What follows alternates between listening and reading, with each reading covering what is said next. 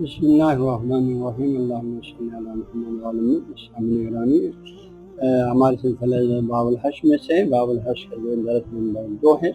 اس درس میں ہم جو حج کے اقسام جو شافعی علیہ الرحمٰن نے بیان فرمائے وہ توضیحات دیں گے،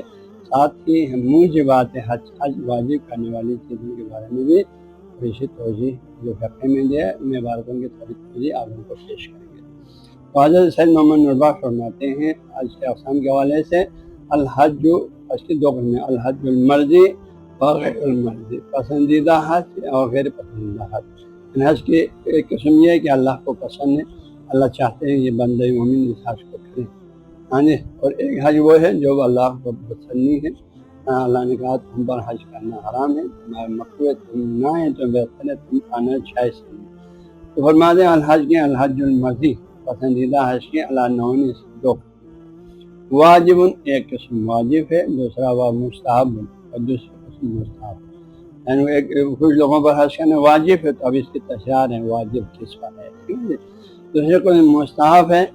جن پر واجب ہو گیا وہ نہیں جائیں گے گناہ گار ہیں، کچھ لوگوں پر مستحب یعنی باعث ثواب ہے وہ جائیں گے حج کریں گے تو اس کا ثواب ہے اجر ہے، اللہ تعالیٰ برا عزیز سے نوازتے ہیں، اگر اس نے نہیں کیا اس موقع کو ضائع کیا تو اس پر گناہ نہیں ہے، وہ ثواب سے یقیناً نہ ہو۔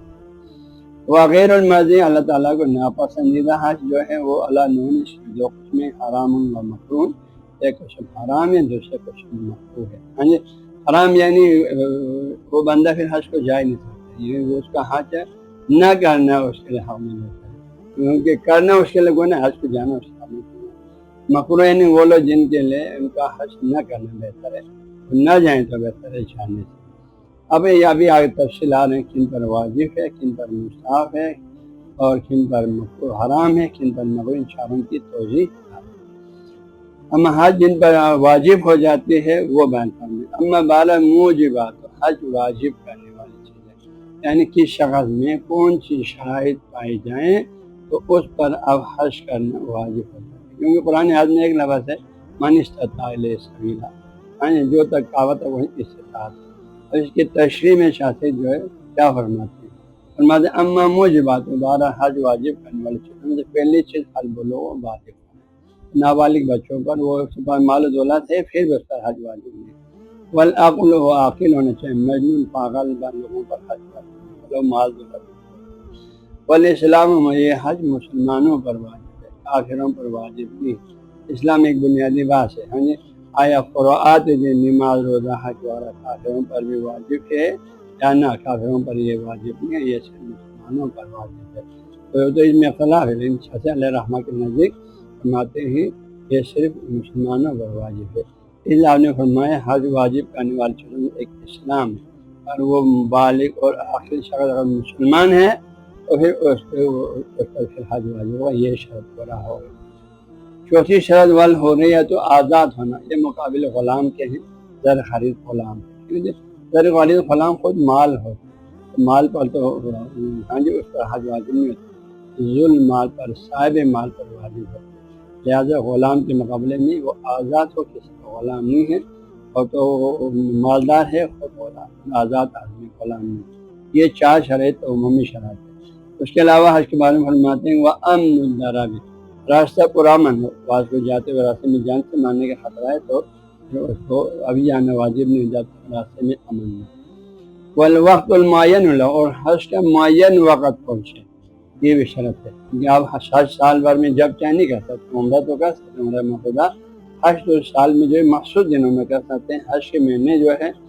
حج کے احرام باندھ کے جانے کے مہینے شوال کے مہینہ، ذی القعدہ کا مہینہ اور ذی الحجہ کے مہینے کے 13 تاریخ کے بعد حج کے عملیات کا پھر تعین کرتے ہیں، لیکن خود حج کے نفس عمل کے تو 8 ذی الحجہ سے لے کر 13 ذی الحجہ تک ہے،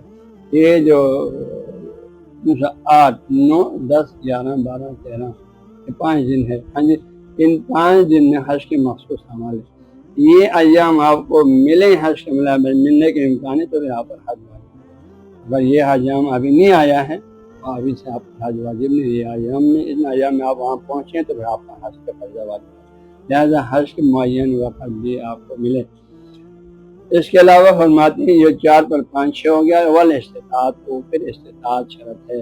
ہاں جی، جو آیت میں آیا، اب استطاعت کی توضیح میں حسن فرمایا کزادی جیسے آپ کے اپنے سارے خرچات جو حج کے اس راستے میں آپ کو کرنا پڑتا ہے، وہاں تک پہنچنے کا، وہاں رہنے کا، ہاں جی واپسی تک کا آپ کا اپنی تمام ضروریات، والراحل سواری، اور سب زمانے میں سواری الگ سے خود کو جانور لے جانا پڑتا تھا، لیکن آج کل تو جہاز ہے، ہاں جی جہاز میں جاتے ہیں، گاڑیوں میں جاتے ہیں، تو یہ وسیلہ بھی آپ کو حرام ہونا چاہیے۔ آج کل تو ہم جیسے ہم پاکستان باقی دنیا کے کونوں سے تو ہاں جی آپ کو حج جیسے سرکار کے تھرو جائے تو سرکار آپ سے پیسہ ایڈوانس لیتے ہیں، حاجی کے اپنے سارے خرچات، اور اگر کسی کمپنی کے تھرو لیں تو وہ بھی پہلے آپ کو پاسپورٹ کے ساتھ سارے خرچات سے لے لیتے ہیں۔ وہ سارے خرچات آج کل جیسے 12-13 لاکھ لیتے ہیں پاکستان سے، تو یہ پیسہ ہندوستان جیسے طرح اپنے حساب سے لیتے ہیں، وہ آپ کے پاس کرنا ضروری ہے، تو یہ آپ کا زاد راہ ہو جائے گا، زاد بھی ہو جائے گا، راحلہ بھی، سواری بھی اس میں آ جائے گا۔ وہ نفقۃ العیال، اور آپ جب جائیں گے حج کو تو گھر میں بھی بچے ہوں تو ان کا خرچہ فراہم بھی، ذہاباً آپ کے جا کے، ایاباً واپس آنے تک کا خرچہ بھی آپ کے پاس ہونا چاہیے۔ تو یہ استطاعت کی تشریح میں شاہ نے یہ 4 چیزیں ہیں۔ پھر آخر میں 8ویں شرط قدرت ہے، ہاں جی 8ویں شرط قدرت ہے، والقدرت والا سفر، اس کو سفر پہ اس کا قدرت ہو کا صحت ہی، قدرت بر سفر میں یہ تشریح کہتے ہیں، جیسے وہ شادمند ہے، سفر مند ہے تو وہ سفر کر سکتے ہیں، ورنہ بیمار ہو تو نہیں کر سکتے، معذور ہو تو نہیں کر سکتے، لہٰذا وہ خود صاحب کا سفر کرنے کا قدرت رکھتا ہو، ساتھ ہی سفر عدم الموانع، اور سفر کرنے کے لیے اسے کسی قسم کی رکاوٹ بھی نہیں ہے، ہاں جی کسی قسم کے اس کے لیے سفر پہ جانے میں اس کو کسی قسم کی رکاوٹ ہاں جی نہ ہو، تو پھر یہ 8 شرائط پورا ہو جائیں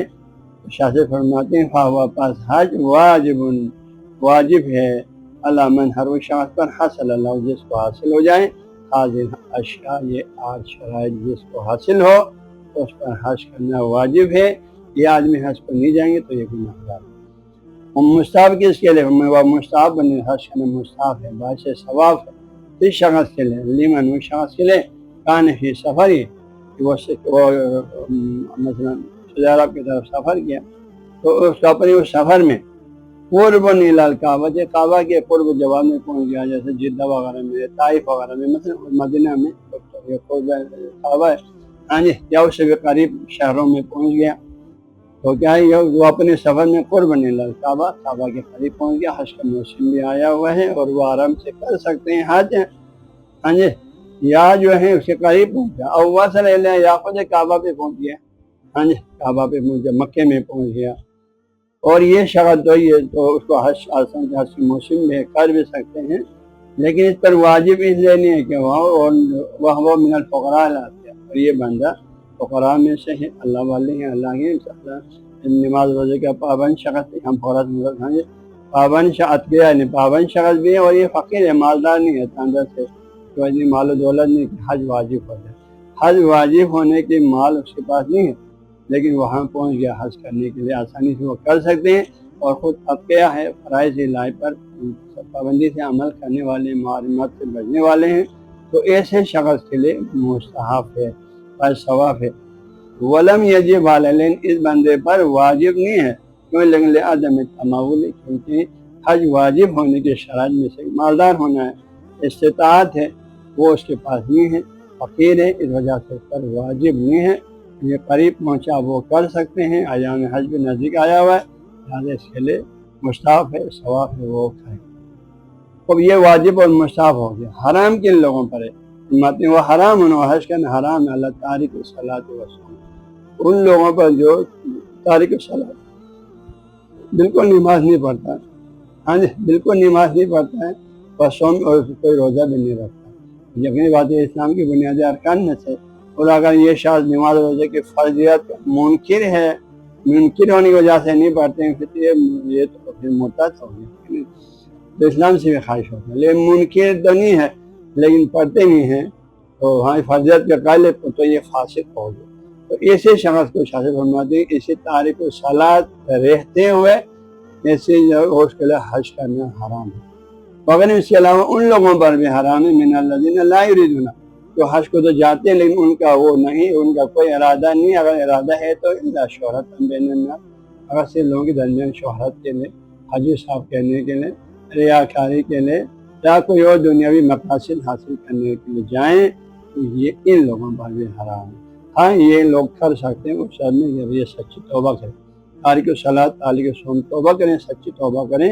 تو پھر توبہ کرنے کے بعد جا سکتے ہیں۔ اور یہ جو غلط نیت رکھنے والے ریاکاری کا، شہرت کا، یہ اپنی نیت کو درست کریں، خاص قربت کریں، اللہ کی رضا کے لیے جائیں، اللہ نے مال دولت دیا ہوا ہے تو پھر وہ کر سکتے ہیں، لیکن اس غلط نیت کے ساتھ اور اس فسق و فجور کے ساتھ ہاں جی توبہ کیے بغیر جانا شاہ نے فرمایا حرام۔ مکروہ کن کے لیے فرمایا وہ مکروہ ہے لمن لم یعص اللہ اسباب، اور ان لوگوں کے لیے حج کو جانا مکروہ ہے، یعنی وہ نہ جائیں بہتر ہے، اس کے جانے سے نہ جانا بہتر اللہ کی نظر میں، رسول کی نظر میں، لمن ان لوگوں جو لم یعص اللہ حاصل نہیں ہو، اس کو میسر نہیں، اس کا اسباب الوجوب حج واجب ہونے کے اسباب اس کو حاصل نہیں، جیسے قزادی اس کا اپنے پورے خرچہ، راحلہ سواری وغیرہ میں، اس کے علاوہ دوسرے سارے سہولتوں میں وہ چیزیں اس کو حاصل نہیں ہے، لیکن یہ بندہ پھر بھی جا رہے ہیں، کس لیے جا رہے ہیں؟ وہ یہ توکل، لیکن یہ توکل کریں، بھروسہ کریں اللہ عطیمت کھانے پینے کی چیزوں پر، قافلہ والوں کے ایک قافلے میں جا رہے ہیں تو قافلہ والوں کے کھانے پینے کی چیزیں پر بھروسہ کرتے ہوئے کہ انشاءاللہ یہ لوگ مجھے بھوکا نہیں رکھیں گے، یہ مجھے اپنی سواری میں بٹھائیں گے بول کے چلے جاتے ہیں، حالانکہ ان سے کوئی وعدہ نہیں ہے، کوئی وہ معاہدہ نہیں ہے، پیمشی ایسے چلے جاتے ہیں، تو یہ ایسے لوگوں کے لیے مقبول ہے۔ ہاں جی البتہ یہ سنت جو ہے ابھی پہلے زمانوں میں تو ممکن تھا کہ قافلے کی شکل میں پیدل یا جانوروں پر جاتے تھے، لیکن آج کل تو جب تک آپ کے پاس آپ پورا پیسہ بھریں گے نہیں اس کمپنی کو، سرکار کو، آپ جا ہی نہیں سکتے، دور دراز جگہوں سے تو اس طرح اس مکروہ حج والی پہلو ممکن نہیں ہے، لیکن وہیں قریب عرب ممالک سے ہو سکتا ہے یہ صورت ابھی بھی قافلوں کی شکل میں بائی بس جاتے ہیں، ان میں شاید ابھی بھی ممکن ہو، لہٰذا جو ہے یہ حج کی چاروں قسمیں آپ کو بیان ہوں۔ نیٹ بخشیہ 365 کو ڈاؤن لوڈ کرنے کے لیے گوگل پلے اسٹور پر جا کر نیٹ بخشیہ 365 لکھیں، بالکل مفت اور فری دستیاب ہے۔